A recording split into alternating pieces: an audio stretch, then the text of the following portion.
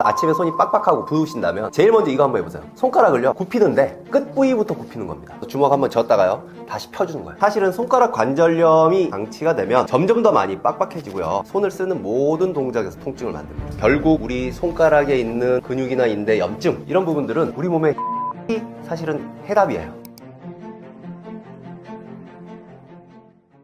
아침에 일어나면 손이 빡빡해서 잘 안 쥐어지는 증상으로 내원하시는 분들이 많다고 하는데 이런 증상의 이유가 무엇인가요?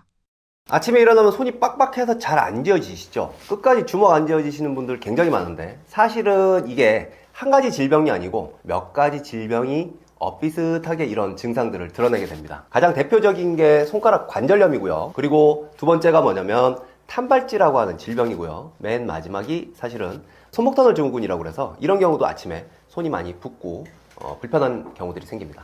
방치하면 안 되는 이유 있을까요?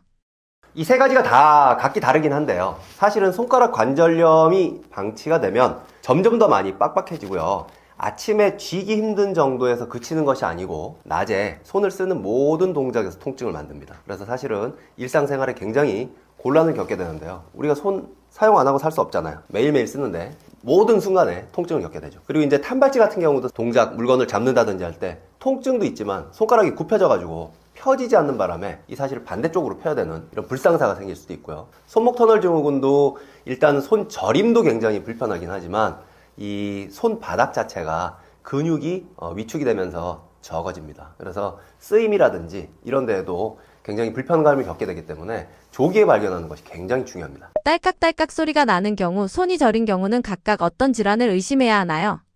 좀 전에 말씀드린 세 가지 질환 중에 사실은 딸깍딸깍 소리가 나는 것을 탄발지라고 부르게 되는데요. 이거는 뭐냐면 이 손가락이 부드럽게 굽혀지는 게 아니고 뻑뻑하게 딸깍거리게 되는 겁니다. 처음에는 그냥 딸깍딸깍 소리만 납니다. 하지만 이게 심화되면 꽉 굽어진 상태에서 안 펴져요. 그래서 반대쪽 손가락으로 펴주는 일이 생기기도 하고요. 손저림 같은 경우는, 탄발지 같은 경우는 사실 손저림이 동반되지는 않습니다. 하지만 이게 손저림 같은 경우는 뭐냐면 손목 터널 증후군이라고 부르는데 이런 경우에는 손끝이 저리고 혹은 감각이 둔하고 이런 증상들을 겪게 되죠. 시간이 지나면 금방 괜찮아지기도 해서 병원을 안 가는데 괜찮은 거 아닌가요?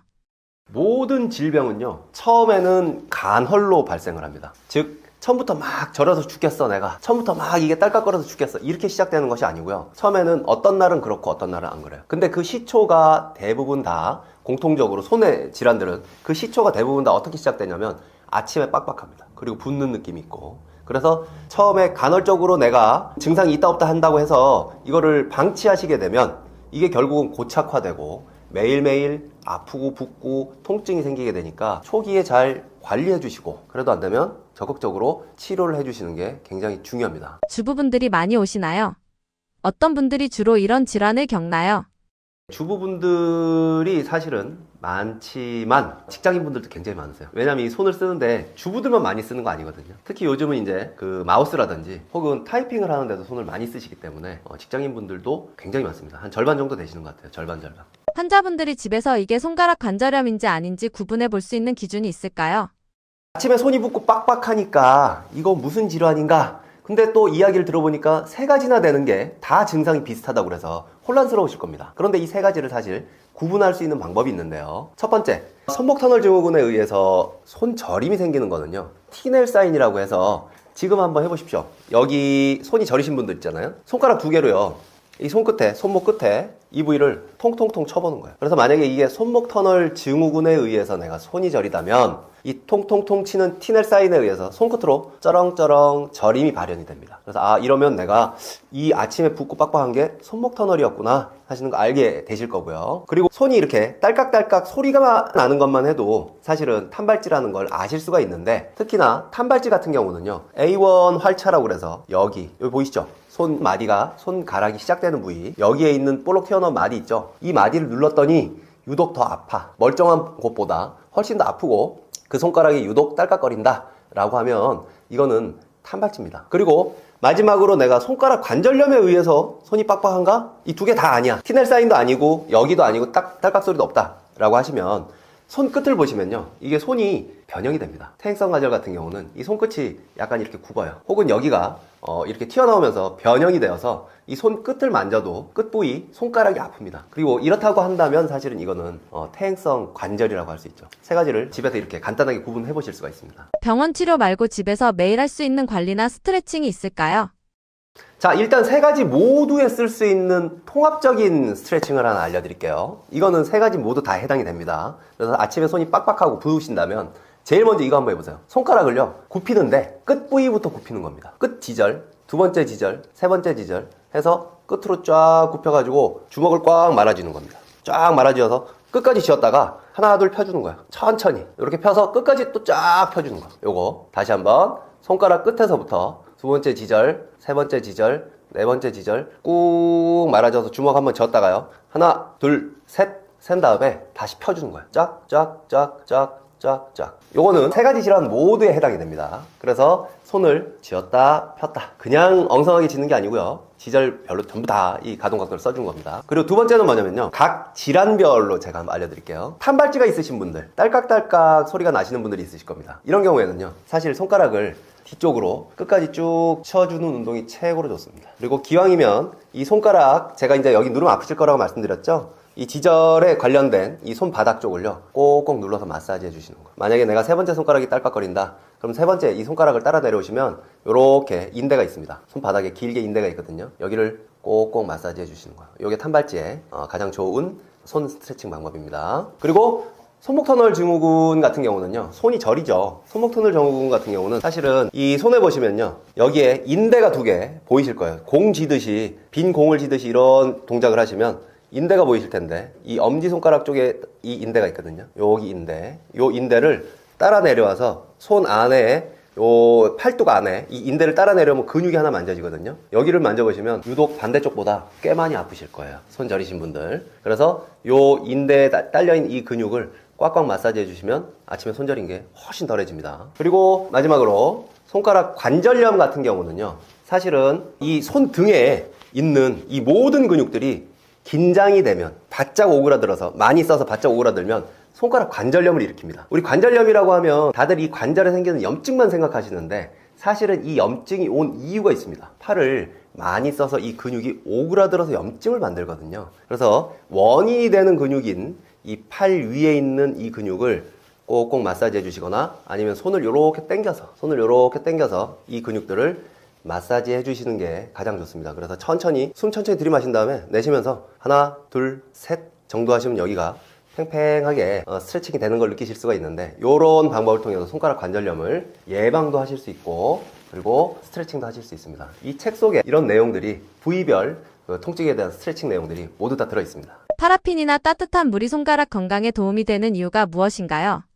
그래서 요즘 파라핀 많이 하시잖아요. 그리고 혹은 따뜻한 물, 너무 좋은 방법입니다. 근데 이런 부분들이 도움이 되는 이유는 뭐냐면, 결국 우리 손가락에 있는 근육이나 인대, 염증, 이런 부분들은 우리 몸의 혈액이 사실은 해답이에요. 혈액 속에 있는 이런 물질들이 염증을 없애주고, 그리고 힐링을 도와줍니다. 그래서 이 손을 따뜻하게 해주면 혈액순환이 좋아지기 때문에 여기에 있는 염증 물질들이나 이런 문제 물질들을 해결을 해줄 수가 있는 것이죠. 그래서 따뜻하게 해주시고, 특히 아침마다 세면대 따뜻하게 물에 조물조물 해주시는 거, 파라핀 따로 구매하시려면 힘드시잖아요. 집에서 그냥 세면대 하시면 됩니다. 꼭 병원에 오셔야 하는 분들도 있을까요?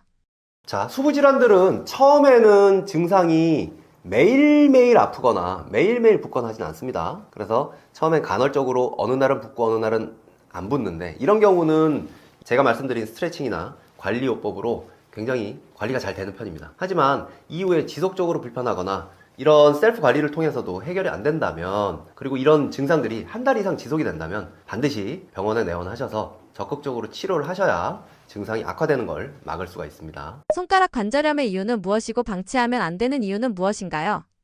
많이 아프신 분들은 잠을 못 잡니다. 애려서 못 잔다고 그래요. 정말 애려서, 너무 아파서. 이거 어떻게 좀 했으면 좋겠는데, 이 손가락 통증이라는 게 생각보다 뭘 해도 쉽게 낫는 게 아니에요. 우리는 사람이 머리의 뇌지도를 보면 뇌피질 감각 영역에 제일 많이 차지하는 게 손이에요. 손. 그림을 보면 손이 이따만 해요.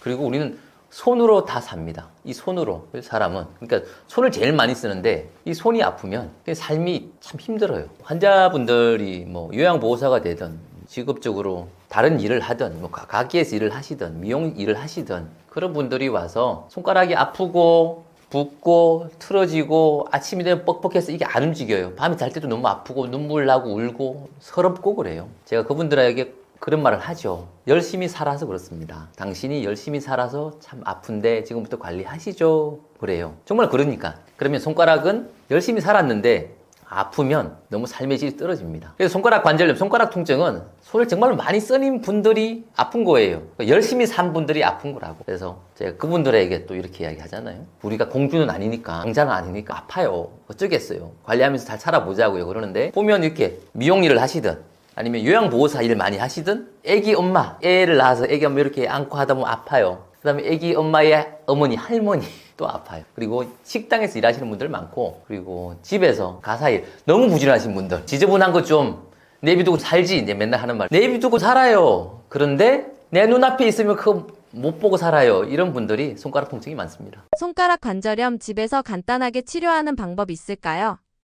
손가락 관절염 두 가지의 큰 포인트를 말씀드릴게요. 하나, 관절염은 관절의 문제잖아요. 두 번째, 손가락을 움직이게 하는 근육과 힘줄의 문제. 사실 이 두 가지만 기억하셔도 거의 대부분의 문제는 해결됩니다. 이 손가락 관절이 이 변형이 되기도 하고 뒤에 가면 잘 안 움직여요. 아프면. 움직이기도 싫고. 그러면 더 안 움직이잖아요. 그러다 보면 더 아파요. 더 붓고. 왜? 뭐든지 염증이라고 하는 건 생겨요. 생기는데 염증을 씻겨서 없애야 되는데 얘가 안 움직이면 그 작용이 깨지는 겁니다. 염증은 언제나 생겨요. 밤에도 생기고 낮에도 생기고 일하면 더 생기지만 생겨요. 생기는데 혈액이 와서 쓰레기를 싣고 가야 돼요. 그런데 얘가 안 움직이면 안 오는 거죠. 안 오는 거니까 계속 쓰레기가 쌓이듯이 염증이 쌓이는 겁니다. 일반적인 통증이 대부분 다 그런데 낮이든 밤이든 다 쌓이는데 낮에는 활동을 하니까 혈류가 돌죠. 그래서 덜 아파요. 밤에 더 아픈 이유가 염증이 쌓이는데 걔가 청소를 못 시켜요. 쓰레기차가 와서 청소를 해야 되는데 못하니까 더 아픈 거거든요. 손가락이 아프면 안 움직여요. 안 움직이면 더 아프다고요. 그래서 관절을 움직이게 조금씩 움직이게 하는 방법에 대해서도 제가 저희 유튜브에서도 올려놨지만 손가락 관절을 움직인다 라고 하는 건 여러분들이 그냥 따라 하시면 돼요.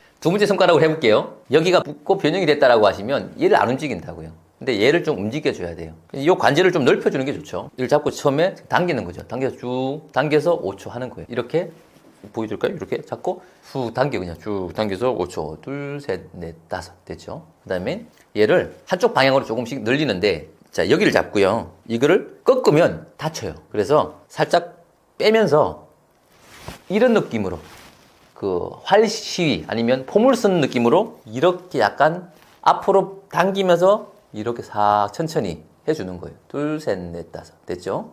반대도 마찬가지. 반대도 여기를 잡고요. 여기를 살짝 당기면서 싹 천천히만 해주는 거죠. 이렇게 둘, 셋, 넷, 다섯. 그리고 위쪽도 여기를 대고요. 살짝 뒤로 당기면서 살짝 올려서 부드럽게. 근데 통증이 심하게는 하지 말고요. 약간 뻐근하다? 요 정도. 본인 감각이 중요해요. 요거는 본인 감각. 그리고 마지막 하나는 요거를 그냥 꾹 눌러버리면 안 되겠죠? 얘도 이 상태에서 엄지손가락으로 살짝 밀어 들어가는 거예요. 밀어 들어가서 둘, 셋, 넷, 다섯. 요 정도. 이게 관절. 이 관절에 대한 운동이에요. 요거를 천천히 해보시라고요. 훨씬 부드러워집니다. 부드러워지면서 통증이 줄어요. 이게 하나 관절에 대한 부분이고요. 자, 두 번째는 힘줄에 대한 거예요. 힘줄 활주 운동이라고 그러는데요. 손가락은 보시면 모든 이 팔꿈치에서 근육이 쭉 내려와서 힘줄이 돼서 여기를 다 덮습니다. 안쪽도 마찬가지예요. 여기에서 근육이 쭉 내려와서 힘줄로 다 덮어요. 그러니까 나의 손가락의 움직임은 결국은 통증을 일으키는 건 여기서 힘줄에 대한 부분인데 근원은 여기이긴 해요. 그래서 치료 뒤에는 운동도 여기를 시키긴 할 건데 여기 힘줄에 대한 부분이 있다고요. 그래서 힘줄 활주 운동이 중요해요. 그래서 처음에 근육을 좀 이렇게 늘려줘야 됩니다. 첫 번째는 우리가 손을 언제나 이렇게 꽉 쥐는 게 문제예요. 뭐든지 쥐어서 아픈 거란 말이죠. 열심히 살아서. 그래서 반대로 펴는 게 중요합니다. 펼 때 이 첫 번째 동작은 요 위에 있는 근육군을 타겟으로 해요. 그러면 이걸 다 붙여요. 바닥에 붙는 상태에서 뒤로 살짝 당기는 거죠. 당겨서 40초가 있습니다. 살짝 떨어지죠? 그 정도까지만 있는 겁니다. 40초. 그러면 여기가 살살살살 늘어납니다. 여기가 활성화가 돼요. 여기가 활성화가 돼야 뭐가 없어지느냐? 손끝의 저림이 없어집니다. 어르신들 손끝의 저림으로 저려서 나 못 살아 이래. 또 하나는 손이 뒤틀리는 증상. 그것도 요걸로 없어집니다. 또 하나 손끝이 찌릿찌릿찌릿 뭐 찌르듯이 아프다. 요걸로 없어집니다. 그게 여기 포인트예요. 중요한 포인트예요. 그리고 40초를 하고 난 이후에는 다시 뛰어요. 뛴 상태에서 다시 뒤로 좀 더 와요. 이건 포인트가 손바닥에 있는 힘줄에 대한 포인트예요. 힘줄이 손가락을 결국 통증을 일으키게 한다고 했잖아요. 힘줄이 쭉 잘 늘어나야 힘줄이 들어가는 길에 보면 활차라고 있어요. 터널 같은 구조물이 있어요. 그 사이로 왔다 갔다 한단 말이죠. 근데 얘가 힘줄이 통통하게 부어버리면 다 걸려요. 그럼 염증들이 둘이 마찰이 되니까 염증이 생겨요. 아파요. 결국 그런 것들이 쌓여서 이 환경이 나빠지니까 통증으로 그렇게 나타난다고요. 그래서 이 상태로 해서 처음에 40초를 하는 거예요. 그럼 40초 했죠. 이게 운동하기 전에 처음에 하는 겁니다. 그죠? 그 다음에는 그 두 번째는 아까 이제 본 운동이에요. 본 운동. 손가락에 힘줄이 끝까지 와 있다고 그랬죠. 요거를 다 써야 돼요. 우리가 이렇게 잡잖아요. 이거를 하나하나 꺾어서 분절을 하면 힘줄을 전체를 다 쓰는 거예요. 끝까지 쓸 수 있는 거거든요. 자, 두 번째, 본 운동이죠. 힘줄 활주 운동이라고 그래요. 힘줄을 끝까지 쓸 수 있는 그런 운동이에요. 대충 쓰는 게 아니라. 자, 그럼 각 분절마다 움직이면 됩니다. 따라해 볼게요. 자, 손을 쫙 펴요. 그리고 엄지는 계속 펴 있어야 됩니다. 이 상태에서 끝마디만 딱 이렇게 굽혀요. 보이나요? 이렇게 해서 5초 있는 겁니다. 펴 있어야 돼요. 엄지가. 그래야 이게 여기 느낌이 올 거예요. 자, 이 상태에서 최대한 누른데 그거는 본인이 따라 하십시오. 아프면은 대놓은 곳까지. 요까지만 되면 요까지만 하는 거지 뭐. 그죠? 요렇게 하는 거고. 더 되면 하고. 본인이 하고 난 이후에 더 아프다라고 하면 덜 하시고. 그건 따라 하십시오. 자, 첫 번째 운동을 했죠. 여기서 두 번째는 꽉 주먹을 쥐는 겁니다. 주먹쥐죠. 요거는 펴 있어야 돼요. 자, 이쯤 되면 여기가 이제 뻐근합니다. 여기가 힘이 들어와 있죠. 뻐근해요. 그리고 세 번째는 끝마디, 여기 있죠, 끝마디를 펴냅니다. 펴고 이렇게 붙여요. 여기 펴놓고 이렇게 붙여요. 그 다음에 반대 손으로 대면 사실 좀 살짝 눌러줘 봐요. 이렇게 눌러서 하면 여기도 뻐근해요. 이 뻐근한 게 있어야 돼요. 지금 그래야 활성화 되는 거니까 이 상태가 됐죠. 그리고 다시 꽉 쥐는 걸로 갑니다. 5초. 그 다음에 이렇게 해서 5초. 마지막 펴는 거 5초. 이거를 5회 정도 반복해 보세요. 그러면 심하지 않은 손가락 통증은 나았어요. 이 반응 나옵니다. 물론 심한 통증은 이걸로 바로 나오지 않죠. 심한 통증은 이것도 가볍게 해야 됩니다. 왜냐하면 하고 나면 더 아플 수 있으니까. 대신 가벼운 통증은 나았어요. 나올 수 있어요. 해보세요. 팔꿈치 통증의 이유는 무엇이고 방치하면 안 되는 이유는 무엇인가요? 자, 팔꿈치 통증.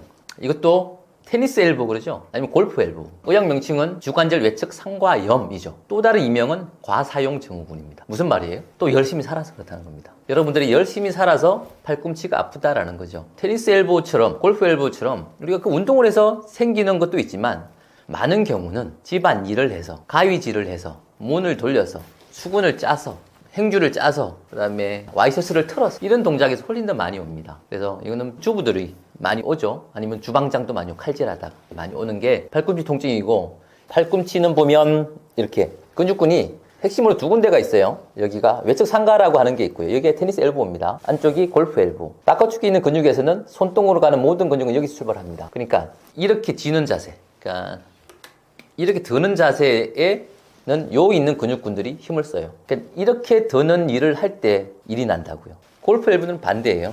여기에서는 요 안쪽에 있는 근육군들 다 여기서 다 출발을 해요. 이렇게 잡아 당길 때 문제가 되면 여기서 일이 나요. 그래서 가장 많은 게 이 테니스 엘보인데, 왜? 테니스 엘보 근육군들이, 여기 있는 근육군들이 약해요. 많이 쓰지만 약해요. 여기가 강해요. 그래서 여기는 잘 일이 안 터지고요. 많은 경우가 여기서 병이 많이 생기죠. 여기 있는 근육군들이 좀 약하니까. 그런데 테니스 엘보 있는 분들, 팔꿈치 통증이 있는 분들은 냉장고에서 이렇게 뭘 여는다든지, 열어서 물을 꺼낸다든지, 아니면 돌린다든지 이런 동작에서 일이 나니까 그거를 조심하셔야 되고, 그리고 테니스 엘보를 쉽게 생각하는데 이 생각보다 잘 안 났습니다. 왜? 과사용 증후군이라고 그랬잖아요. 많이 써요. 그냥 이 단일 병명으로 보면 쉬운 병입니다. 그런데 우리 생활이 맨날 팔을 쓰는 그러한 동작이에요. 그래서 잘 안 나아요. 테니스 엘보는 허리가 아프다, 목이 아프다, 어깨가 아프다, 최후의 수단에 수술이라는 걸 할 수 있죠. 그러나 팔꿈치 통증에서 테니스 엘보는 수술을 해도 별로예요. 크게 효율이 좋은 게 아니에요. 그래서 일반인들은 대부분 수술을 하지 않죠. 간혹 운동선수들, 야구선수들, 투수나 이런 선수들 하죠. 그런 선수들은 어쩔 수 없이 하지만 일반인들은 그러지 않으니까 평소에 관리하고 치료하시는 게 좋아요. 팔꿈치 통증이 있으면 사실 여기를 덜 쓰게 되죠. 그러면 어떻게 돼야 돼요? 다른 데를 많이 써야 됩니다. 그래서 손목이라든지 어깨라든지 통증으로 전이되기도 하고요. 반대쪽 팔꿈치로도 아프게 되죠. 다른 관절도 비슷한데 무릎도 마찬가지예요. 한쪽 무릎이 아파서 좀 지나고 나면 반대쪽 무릎이 아프죠. 그렇게 되는 경우들이 많아서 팔꿈치 통증은 계속 방치하시면 주변으로 통증이 많이 전이가 됩니다. 그래서 팔꿈치 통증은 방치하시면 안 됩니다. 팔꿈치 통증 집에서 간단하게 치료하는 방법 있을까요? 팔꿈치 통증 몇 가지를 우리는 기억해야 돼요. 팔꿈치는 여기가 아프잖아요. 여기 아프니까 여기만 이야기하는데 팔꿈치 통증에서 세 가지 근육, 핵심적인 세 가지 근육을 말씀드려 볼게요. 첫 번째는 회외근입니다. 두 번째가 수근신근이라는 근육이 있고요. 세 번째가 수지신근인데 다 수근신근이랑 수지신근은 여기 있는 근육이에요. 회외근은 이 안쪽에 있어요. 여기 어떻게 해야 돼? 여기 안쪽에 있어요. 여기서 근육이 손바닥이 시작해서 딱 이렇게 붙어요. 이렇게 붙어서 회외 이렇게 팔을 이렇게 돌리는 근육이라고요. 그래서 얘는 돌리는 동작에서 일이 제일 많이 나는 거예요. 그래서 팔꿈치 통증이 있을 때, 그 테니스 엘보가 있을 때 맨 첫 번째로 봐줘야 되는 건 회외근인데 이걸 이야기는 잘 안 하더라고요. 이 회외근은 어디점을 치료하는 거냐면 자, 여기 손에 보면 주름이 있죠. 주름이 있어요. 주름에서 한 3횡지 밑으로 내려와요. 내려왔을 때 이건 이제 근육학적인데 여기서 만져보면 이 두툼하게 잡히는 근육이 있어요. 이게 완요골근이라고 합니다. 완요골근. 완요골근을 제끼면 딱 제끼고 밑으로 딱 들어가면 여기가 회외근의 앞통점이 포인트예요. 회외근을 잘 찾아야 되잖아요. 찾는 방법은 이렇게 팔꿈치가 있죠. 여기 주름이. 그러다 보면 한가운데서 한 3횡지 아래점. 여기 한가운데쯤에 예민하게 찾는 건 여기에 만지면 여기 잡히는 근육이 있어요. 이렇게 이만큼의 완요골근이라고 하는데 이 근육군 완요골근을 밀어내고요. 여기를 밑으로 꾹 누르면 여기가 회근이 뼈에 붙어 있기 때문에 밑에 있어요. 이거를 잡고 꾹 눌러요. 누른 상태에서 여기서 팔을 돌리는 거예요. 이렇게. 그러면 심한 분은 자지러져요. 느낌이. 그래서 조절하세요. 이거 엄청 아픈데 여기서 돌리는 거예요. 이렇게. 돌리면 풀려요. 이게 엄청 중요한 포인트예요. 그래서 백문에서 여기에서 주름에서 세횡지 밑에 요 있는 완요골근을 만나는 지점에서 제끼고 뼈로 누르라. 누르고 딱 하나 둘 셋 넷 다섯. 반대로 하나 둘 셋 넷 다섯. 하나 둘 셋 넷 다섯. 천천히 반복하셔라. 반복하시면 통증이 많이 줍니다. 첫 번째가 이거고요. 두 번째는 수지신근인데 이거 찾는 게 여러분들도 또 재밌어요. 보세요. 자, 수근신근과 수근신근은 손목을 움직이게 하는 근육이고요. 수지신근은 손가락을 움직이게 하는 근육이에요. 그냥 치료는 통틀어서 하시면 돼요. 왜? 수근신근 위에 수지신근이 그냥 덮여져 있어요. 그러면 자, 찾아보자고요. 손가락 통증은 가운데 손가락이 제일 많아요. 그래서 이걸 예로 할게요. 그러면 내가 이걸 찾고 싶다라고 하면 여기에서 여기 만나는 지점 있죠. 여기 외척 상가라고 하는데 여기에서 내려올 거예요. 이렇게 내려오는데 이것도 한 3횡지 정도 아래쪽이에요. 그러면 정확한 지점을 찾아야 되죠. 손가락 움직여 보면 돼요. 얘를 움직이면 여기에서 얘가 제일 많이 움직이는 데가 있어요. 3횡지 아래에 땅땅땅땅땅. 얘를 하면 얘가 움직이는 게 느껴져요. 바깥쪽으로 느껴져요. 그러니까 다 찾으면 돼요. 네 번째면 요거, 세 번째면 요거, 두 번째면 요거. 다 주인이 있어요. 주인 찾아가는 거예요. 여기에서 3횡지 아래에 X표를 하고요. X표다 라고 했잖아요. 내려왔죠. 그래서 근육을 찾았죠. 여기를 꾹 누르고요. 꾹 눌렀죠. 누른 상태에서 자, 요거를 굽혔다가 폈다가 엄청 아픕니다. 폈다가 굽혔다가 폈다가 이거 5초 동안 하는 거예요. 5초. 자, 굽혀서 5초 둘, 셋, 넷, 다섯. 펴서 5초 둘, 셋, 넷, 다섯 하는 거예요. 그 다음에 요거 했으면 두 번째도 찾을 수 있으면 찾아서 또 하는 거죠. 두 번째 요걸 누르고 굽혔다가 5, 둘, 셋, 넷, 다섯. 둘, 셋, 넷, 다섯. 이게 치료 포인트예요. 아까 회외근이랑 수근신근, 수지신근의 치료 포인트고요. 이게 외척 상가형, 테니스 엘보의 중요 포인트입니다. 내척도 사실 만약 골프 엘보가 있다면 똑같은 방법으로 하시면 돼요. 여기서 3횡지 아래쪽이고요. 움직여보고 그 되는 부위를 잡고 이렇게 누르면서 하는 거예요. 관절 건강을 위해서 꼭 지키고 계신 생활 습관이나 팁은 무엇인가요? 관절 건강은 운동을 하기 전에는 움직임이 중요합니다. 우리가 그런 이야기를 많이 하잖아요. 스트레칭을 하라. 운동하기 전에. 그걸 조금은 다르게 생각하셔야 됩니다. 스트레칭보단 운동하기 전에는 관절의 가동력이 중요합니다. 움직임이 중요합니다. 그래서 다리 스트레칭 하나 쭉 늘리잖아요. 운동하기 전에. 그죠? 그것보다는 이 관절의 움직임을 먼저 해주는 게 좋아요.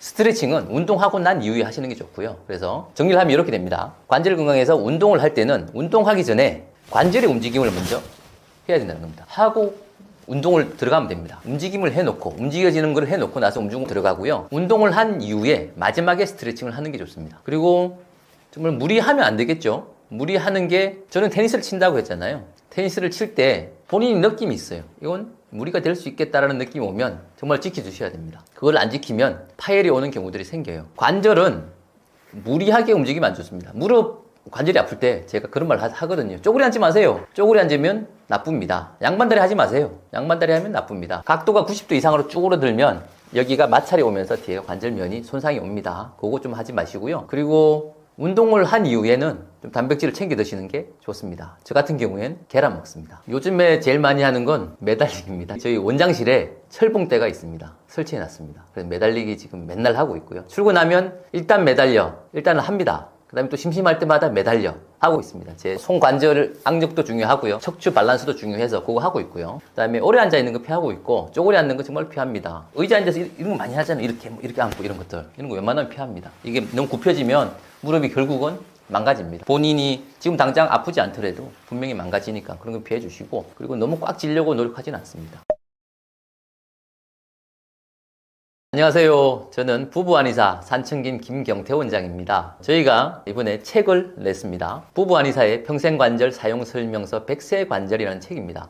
이 책을 낸 목적이 있습니다. 환자분들이 왔을 때 저희는 치료를 하고 그 다음에 더 나은 삶을 원하는데, 실제로 치료하고 난 이후에 다시 또 아파지는 경우도 있고, 집에서 좀 더 관리했으면 하는데 그 방법을 정확히 모르시는 분도 있고, 그래서 예전에는 저희가 유인물을 전해드렸습니다. 근데 제가 유튜브를 촬영하면서 그 필요한 운동법이나 필요한 관리법을 제가 영상에서 실제 보여드리고 했던 그 부분들을 정리해서 책으로 만들었는데요. 이 책을 만든 목적은 우리가 병원에 오기 전에, 아니면 병원을 오고 난 이후에도 집에서 내가 어디가 아프다, 어디를 관리하고 싶다라고 할 때 맨 먼저 이 책을 들고 그 페이지를 열어서 그 치료법과 그 운동법을 보면 실제로 효과가 볼 수 있는 그러한 방법들을 구성했습니다. 이 책은 50대 이후 실버 세대가 내 몸을, 내 관절을, 내 건강을 어떻게 지킬 것인가, 실제로 50대 이후부터는 많은 관절들이 아파오기 시작하는데 거기에 대한 치료법은 무엇인가, 그 치료법으로서 나는 100세까지 내 관절로서, 내 무릎으로서, 내 허리로서, 내 어깨로서 튼튼하게 잘 지낼 수 있을 것인가에 대해서